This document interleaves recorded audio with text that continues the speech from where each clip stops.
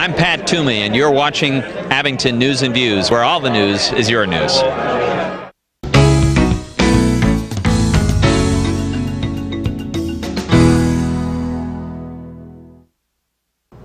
Welcome back. I'm Ed Boyd, and we've been talking with Bud Hannings, who is a Glenside resident, former Marine, former Abington Commissioner, president of Seniram Publishing Companies, and the publisher of 10 books, 5.5 million words, and his latest will be coming out at the end of this summer on the War of 1812. Yeah, we're into the index, and most people don't realize, but the index is the most important part of the book, and it takes probably about an average of 1 hour per page to index. You can't do it automatically. And a book like 1812 will have how many? 600,000 words. I'm not sure of the pages yet.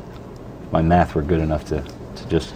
No, you couldn't, because McFarlane uses skimpy fonts. You have to have 18-year-old eyes with McFarlane. Gotcha. But an incredible amount of work here. Daily looks into the battles of our military. Right.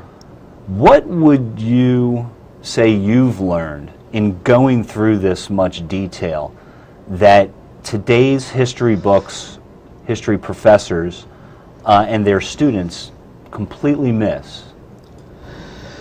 Well, it depends. You know, there's so many teachers and so many, but the revisionist teachers are what we have to be fearful of. I mean, in your books today, they have 14 pages on some dumb social problem and maybe a half a paragraph on Abraham Lincoln or General Patton. Many kids today don't even, you know, they won't even know when the War of 1812 was fought. You know, it's history, and American history, military history, is just trying to get pushed into the dustbin of history, and it won't happen, but it... Do you think that a lot is lost in the translation from the original sources because of personal opinion? Well, most authors have an ideology that they imprint in their writings. I try my best not to do that. I have plenty of strong opinions, but, you know, facts are facts, and if you tell facts correctly and you let it fall where it falls, you don't change things. Right.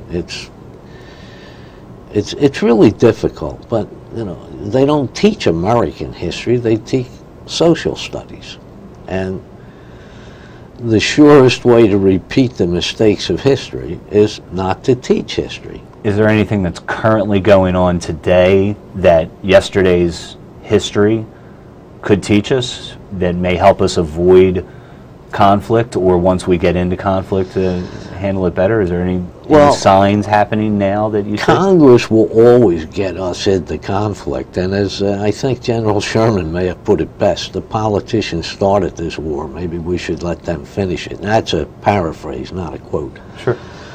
But Congress sold all of the U.S. ships after the end of the Revolution, and they dismantled the government. We were down to one small infantry regiment. Then the war with France started, the quasi-war with France. We didn't have any ships. Luckily, that ended without any land battles. Then when the War of 1812 started, they didn't have any ships, they didn't have any army. They had some really bad general officers. But then when it was over, they forgot about it again. So they were caught unprepared for the war that they were about to enter, and... It happens all the time, even in the World War II. They could have fixed Guam for $5 or $10 million. They chose not to do so. And what happened when the Japanese attacked? Yeah, no, Congress screws everything up. Which one of these is your favorite? I have no favorites. It's like asking me who my favorite general is, you know? Any of them that wore an American uniform, even Benedict Arnold until he betrayed us. But there's one you carry with you all the time. Oh, well, yeah, this is my little, cheap, inexpensive story of the American flag.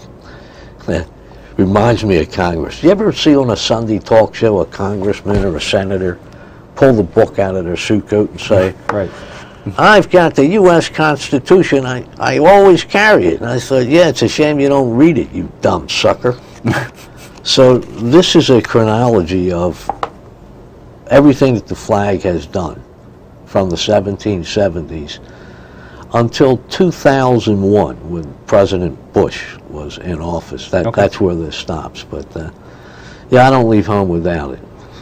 Where, if somebody was interested in finding your books, what would be the best way, the easiest way to find them? And Well, the book is available through special order at Barnes & Noble and Amazon, or the books. But I guess the easiest way is direct through McFarland, which can be gotten to right from our website. which is usmilitaryhistory.com? Yes, Okay. yeah. It's hit pretty heavily. We get about 1,000 hits a day, but there's a lot of interesting stuff up there too. And what's your next project? Obviously 1812 is coming out now, but what's your next project? Well, the little ring of Catholicism is coming out. I'm probably going to finish the Mexican War, and then that will clear us from the French and Indian War straight on up through the end of the Korean War. Vietnam is too fresh. The facts are still mangled. Can't do it. So, but I have a couple small projects, the lives of the saints, and then we have a series of children's books about a child telling the story of the lives of the saints through the eyes of the child. So I'm kept pretty busy. That's awesome. Yeah, I've been told that it's unique, so, but I'm not sure of that. That's great. Which will put you over 6 million words, and well, we have quite a few of them done. It's just they're not out for publication yet. But you know, history. If it was work, I wouldn't do it. You know, I had VPs that told me, Hannings, never work hard. Right. Work smart. Let the other guy work hard. So if it was hard work, I wouldn't do it. we'd like to thank our guest, Bud Hannings, for joining us today. We'd like to thank our sponsors and our friends at Montgomery Newspapers. If you have any comments, news or story ideas, or if you have any video news footage, call 215-884-9441 or email us at newsandviews@earthlink.net. I'm Ed Boyd for Abington News and Views. Please join us again next time.